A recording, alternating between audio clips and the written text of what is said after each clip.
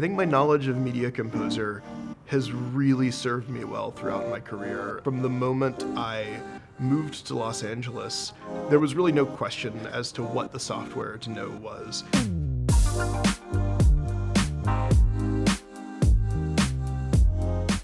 I'm Chris Tonick, I'm a picture editor, and I was the co-editor on Trigger Warning. So when I came onto Trigger Warning, it was kind of an odd situation because they had already gone through principal photography and director's cut and a few rounds of producer's notes, and this was all with another editor, my friend Rob Wilson. At that point, they decided they kind of needed to rethink the creative and write some additional material and really look at like where they wanted to take the film creatively.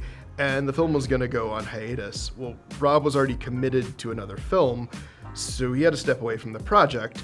And so the film just kind of went dark for a little bit. And then when it came time to actually shoot that additional photography, that's when I came on. And the first thing I did was call Rob to try and get the lay of the land. But then when I opened up the Avid project, because we both have come up in the feature world, after a few days I was pretty much able to find my way around. It was laid out in a very standard scene bins, dailies, reels. It all made sense. So that made things a lot easier.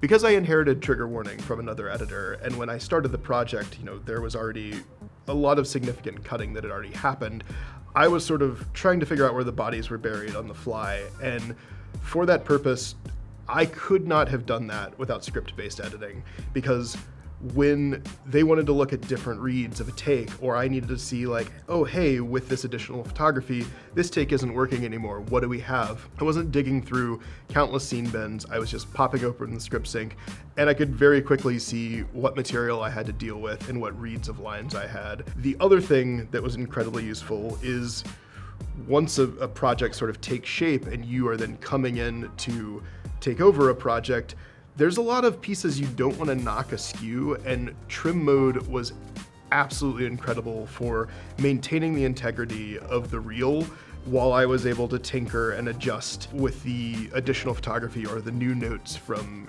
producers.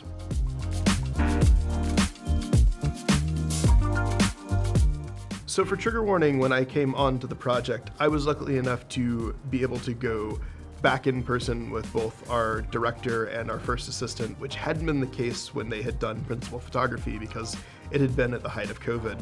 So we were all together in an office, we were all in a shared project, and really there's nothing like it for being able to go next door to my assistant and be like, hey, that sequence that I was working on, can you take a pass at the sound design on it? Meanwhile, I can be in an entirely different scene with the director working, and there's really no chance of us getting out of sync as far as versions of the project or versions of sequences. For working in a shared environment, there is no other alternative.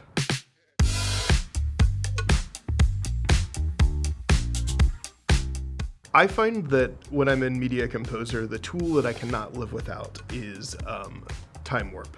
And that is especially true when you are doing an action film that is lending itself more toward the sort of 87-11 John Wick style of we're going to set the camera back and let very talented martial artists perform choreography. So when you use time warp and you are dealing with a long take, you suddenly have all these little cuts with 2 or 3 frame time warps, and they are kind of a nightmare for the assistants, but they really, really help an action scene come together, and they really make choreography pop and snap and make everybody look and seem like they are the best at what they're doing on screen. That is something that I picked up from mentors over the course of my career, and it's something I use on almost every project. I think my knowledge of Media Composer has really served me well throughout my career. From the moment I moved to Los Angeles, there was really no question as to what the software to know was. Every show, every movie that you love is probably cut on Media Composer. It really was no question as to what I needed to become the most familiar with if I wanted to advance in the editorial world of film and television. I think my favorite thing about being an editor is the storytelling aspect. Like, I was a theater kid before I was ever a backyard movie kid. That love of storytelling has never really left me. And so to be the first audience and to put myself in the position of, all right, I am the first one to like watch these performances. And not only do I get to watch them, but I get to like craft them and really help them become the best version of themselves that they can be. I think that's my favorite part.